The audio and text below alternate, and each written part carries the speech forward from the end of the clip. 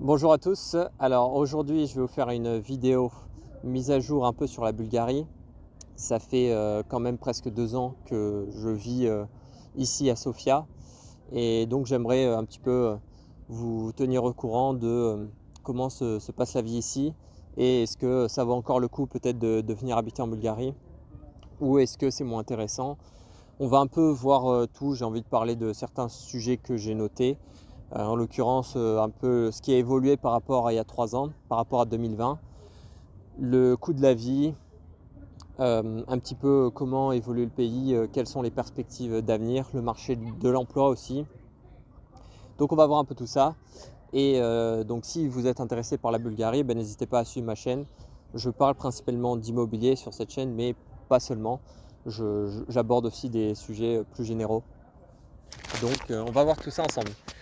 Qu'est-ce que j'ai noté? Pour commencer, par rapport à 2021, j'ai noté plusieurs évolutions.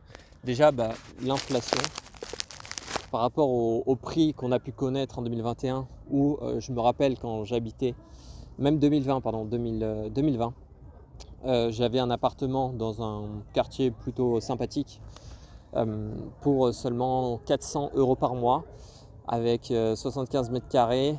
Et c'était vraiment, bon, c'était un T1, mais qui était vraiment bien fourni et de très bonne qualité. Aujourd'hui, pour 800 leva, donc 400 euros, vous n'aurez pas du tout ce même standard. Les prix de l'immobilier, que ce soit à la location ou à l'acquisition, ont considérablement augmenté. Et il en est de même pour l'alimentation. J'ai fait une vidéo plus détaillée qui parle de l'augmentation des prix en Bulgarie entre 2020 et 2025. C'est assez important. Et donc pour quelqu'un qui s'imagine que la Bulgarie c'est encore quelque chose, c'est encore un lieu voilà, excellent pour venir avec 1000 euros par mois, c'est plus du tout le cas. Il faut gagner plus d'argent ici. Il faut vraiment se dire que faut pas venir dans l'esprit d'un petit portefeuille. Il faut vraiment essayer de gagner de l'argent en étant ici pour sortir de la masse et pour essayer d'avoir un niveau de vie intéressant. Ça, c'était le premier point. Ensuite, il y a quand même vachement plus d'étrangers, je trouve, par rapport à 2021. Il y a plus de Français, il y a plus de gens, de tourisme aussi, j'ai l'impression. J'ai remarqué qu'il y a de plus en plus, peut-être aussi parce qu'il y a des vols qui se développent vers Sofia et qui ne sont pas très chers. Il y a beaucoup de vols cheap qui vont vers Sofia, vers la capitale, donc il y a pas mal de tourisme européen, j'ai envie de dire. Donc ça, c'est plutôt positif finalement. Et on peut rencontrer pas mal d'étrangers qui viennent en vacances. Il y a quand même un bon dynamisme et la vie, je trouve que la vie est très, c'est fun. Je trouve que c'est très fun ici. Il y a un peu plus d'opportunités pro. J'ai pas mesuré de manière réaliste les chiffres du marché de l'emploi et le dynamisme du marché de l'emploi, mais je pense qu'il y a plus d'emplois, en tout cas parce que je suis un petit peu ces tendances-là. Il y a quand même pas mal d'offres.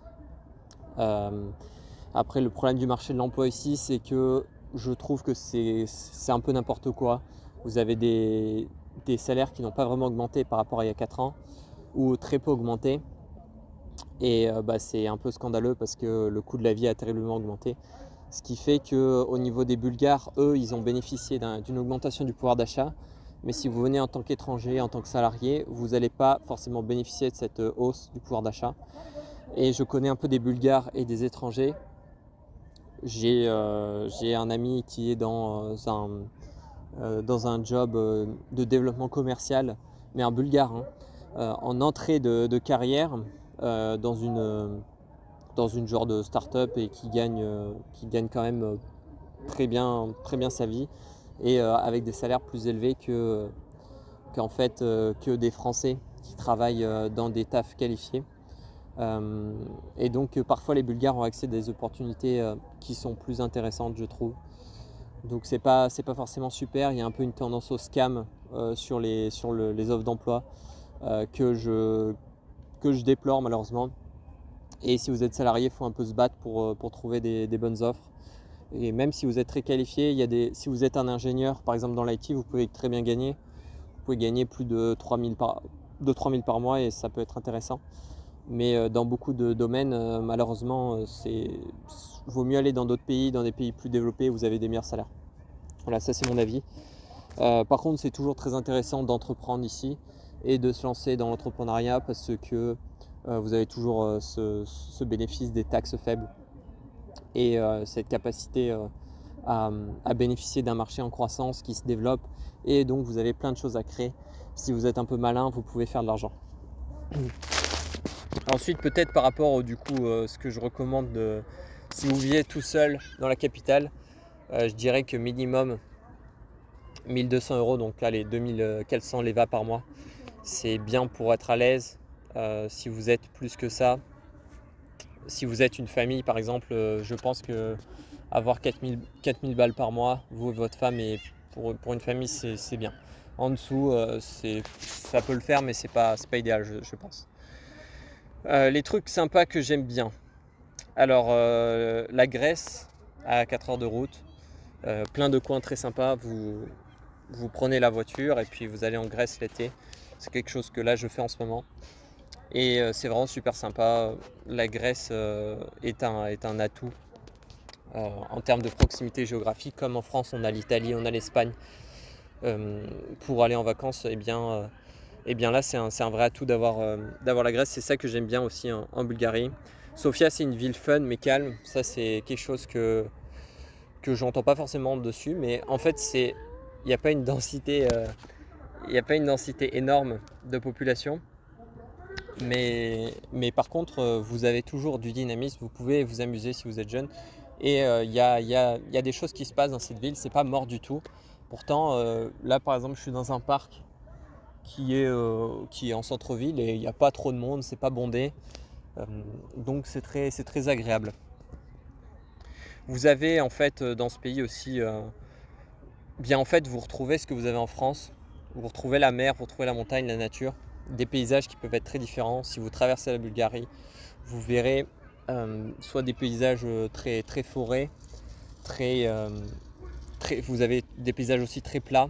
C'est assez diversifié. Et puis si vous allez du côté de la mer, vous allez avoir différentes sortes de plages, différentes sortes de côtes. En fait, vous pouvez vraiment trouver des ambiances très différentes, plutôt famille, plutôt fête, plutôt populaire. Donc vous avez vraiment un ensemble en fait de choix pour que ça se passe bien et pour que vous soyez épanoui ici. Si vous décidez de venir, il y en a pour tous les goûts, que ce soit la montagne, la ville, la mer calme ou la mer plus fête. Enfin, il y a plein de choses en fait. Ça, c'est très bien. Vous avez aussi Plovdiv qui est quand même une ville très charmante et qui est selon moi un atout important. Je vous invite à regarder plus d'infos là-dessus si ça vous intéresse. Je trouve aussi dans les trucs que j'aime bien, il y a des gens très intéressants ici. Vous pouvez vraiment créer de bonnes amitiés et il y a des opportunités de rencontres. Les femmes aussi sont très sympas, sont très jolies. Il y a vous pouvez en fait vous pouvez vous constituer un cercle social. Alors moi par exemple j'ai plus d'amis français et je côtoie peu les Bulgares, à part les femmes bulgares, parce que les hommes bulgares très sincèrement sont moins intéressants que les Français à mon avis, ou que les Occidentaux, enfin les Européens de l'Ouest.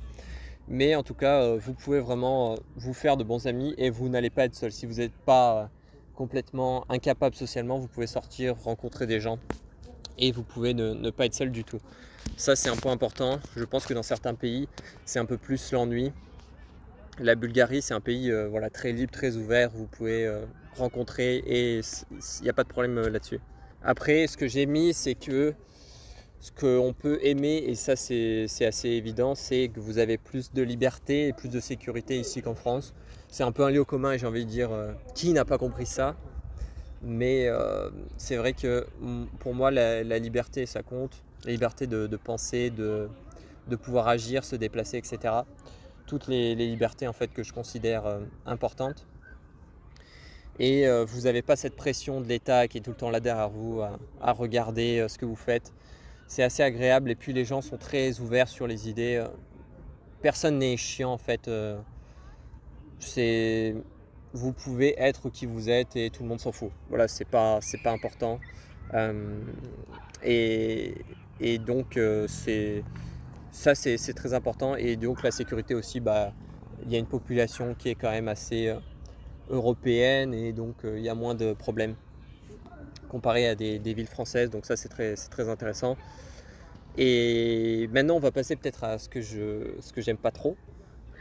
Qu'est-ce que je n'aime pas trop dans ce pays? Je trouve que c'est vachement un pays de réseau qui fonctionne au mérite, mais moyennement au mérite. C'est-à-dire que je trouve que tout seul, c'est assez difficile de mettre en place des choses. Il faut souvent avoir du réseau et connaître des gens si on veut avancer. Ce que je parle, c'est si on veut créer des affaires ici, c'est pas mal de réseau. Si on veut se rentrer dans certains cercles, faut connaître des gens. En fait, c'est pas hyper vous arrivez et puis si vous avez du talent dans quelque chose, vous pouvez percer comme ça. Faut quand même avoir des appuis et connaître des gens locaux, que ce soit des Bulgares ou des gens qui sont déjà implantés ici pour vous aider. Ce qui est cool, ce qui peut être bien, mais ce qui peut aussi être un défaut selon votre personnalité. Si vous vous déplaisez à vraiment rencontrer et faire du réseau, si vous n'aimez pas ça, je pense que c'est un problème. Donc ouais, faire du business physique ici sur place, j'ai vu des gens qui ont essayé et ça se fait souvent casser la gueule même avec un bon réseau, en tant que non bulgare par exemple, parce qu'il y a beaucoup des problèmes de langue aussi, de droit, et puis il y a d'autres trucs dont je ne vais pas parler là mais qui rendent la chose un peu compliquée. Aussi un truc qui me casse les couilles, je vais le dire comme ça parce que voilà, c'est très chiant, mais l'administration, franchement, elle est lente, elle est inefficace et vaut mieux payer des gens pour faire les démarches administratives pour vous aider parce que sinon vous allez vous casser la tête et aussi vous allez être énervé. Voilà. Vous allez très clairement péter un câble et donc cette administration, les gens sont compétents, ils n'en ont rien à foutre de vous. S'il y a vraiment un balécouillisme, un manque de professionnalisme, donc ça vous pouvez vous n'allez pas vous dire que c'est mieux que la France ou que c'est mieux. De toute façon, les gens qui bossent dans les administrations, souvent, c'est des gros nuls. Donc voilà, c'est mon petit tacle de la vidéo, mais comptez vraiment sur vous-même ou sur des gens qui connaissent comment fonctionne le système pour vous aider. Sinon, vous allez finir, vous allez péter un câble. Archie! Hey! J'ai encore du mal avec les chiens. Avec le temps, je le sens moins. Mais je trouve que du coup, ouais, si vous parlez pas bulgare, c'est quand même un problème ici. Il faut apprendre un peu la langue. Faut un peu s'intéresser au pays pour avoir des ouvertures. Faut toujours venir dans l'idée de s'intégrer un peu dans les pays d'Europe de l'Est. Je pense particulièrement à la Bulgarie. C'est pas comme vous pouvez venir en Amérique du Sud ou aux États-Unis et puis vous avez ce truc de on est ouvert à vous. Là, il faut quand même essayer de s'intéresser et de parler un peu le bulgare, sinon en fait on vous pisse un peu dessus et c'est assez désagréable. Les Bulgares sont chiants aussi. Moi, je les aime pas trop, surtout en affaires. Ils vont vous poser des questions à la con. Il n'y a pas une grande confiance envers les étrangers, donc ils vont vous demander toujours des trucs. Moi, je galère à chaque fois qu'il faut travailler des Bulgares. Souvent, ça se passe moyennement bien, donc ça c'est un truc qui me saoule. Je pense que les entrepreneurs digitaux ici ou ceux qui travaillent en remote n'ont pas forcément ces problèmes. Donc dès que vous rentrez dans le dur et dans le concret ici, vous allez forcément vous prendre des murs avec des gens ici. Ça c'est ce que je pense et c'est mon expérience. Bon, donc on va peut-être conclure. C'est un petit avis qui est généraliste et je ne suis pas rentré dans trop de détails, mais j'ai envie de... j'ai pas vraiment trop préparé cette vidéo, c'était plus pour vous parler de mon expérience après ces presque 2 ans à vivre ici. Voilà, qu'est-ce que j'en pense? Est-ce que c'est un bon pays? Oui, bon, sur plein de points, c'est déjà mieux que la France. Hem, notre beau pays, malheureusement, va mal aujourd'hui, donc de toute façon, il y a beaucoup de pays qui sont plus intéressants que notre chère mère patrie. Si vous voulez venir habiter ici, eh bien, n'hésitez pas. De toute façon, vous pouvez le tenter. Comme c'est en Europe, il n'y a pas vraiment de prise de risque énorme à venir s'expatrier ici. Franchement, vous pouvez un peu venir en improviste et trouver un travail ici, tester quelques mois, ou même si vous avez de l'épargne, eh bien, passer 3 mois, un mois, ou même 3 semaines, vous avez déjà une idée du pays, vous venez et puis après vous savez si ça peut vous intéresser ou pas. C'est une bonne chose à faire. En tout cas, qu'est-ce que j'avais mis pour conclure? C'est un pays aussi qui manque un peu de classe, voilà. Dans la conclusion, j'ai mis ça. Il y a de la beauté naturelle, il y a de la beauté dans la nature, il y a de la beauté dans les paysages, mais il n'y a pas forcément de beauté humaine, de beauté architecturale. Il y a de la beauté dans le cœur des gens, mais je trouve que le Bulgare produit pas forcément du beau. Et donc les bâtiments sont assez moches en règle générale. Visuellement, ça n'a pas trop de gueule. Donc si vous êtes sensible à la beauté, il vaut mieux aller à la campagne ou alors, en tout cas ne pas être dans des quartiers où les bâtiments ont une sale tronche, parce que sinon vous allez déprimer, je pense. Bon, je pense qu'on va s'arrêter là. C'était ma vidéo sur mon avis sur la Bulgarie en 2025, un petit peu mise à jour. Donc voilà, n'hésitez pas à liker, à commenter pour me dire ce que vous en pensez. Si pour vous ça vaut le coup, pour ceux qui sont déjà en Bulgarie, dites-moi un petit peu quelle est votre expérience. Je serais curieux de voir si on a un peu le même avis, sachant que je pense que de toute façon on est tous un petit peu différents vis-à-vis de notre sensation, de notre avis, enfin de comment on perçoit les choses et comment on perçoit les pays. Mais voilà, moi j'aime bien la Bulgarie. Après, est-ce que je vais rester pendant encore des années? Je sais pas, peut-être. Pour l'instant, je construis un peu ici et on verra à l'avenir. Je sais que le monde est grand et qu'il y a aussi de belles opportunités ailleurs. Donc merci à tous et à la prochaine. Salut.